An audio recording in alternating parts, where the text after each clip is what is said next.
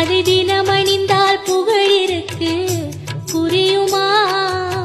கந்தன் திருநீரில் மறந்திருக்கு தெரியுமா? நெற்றி கண்ணில் பிறந்தவனே தெரியுமா? அவனை சுற்றி வந்த பலரே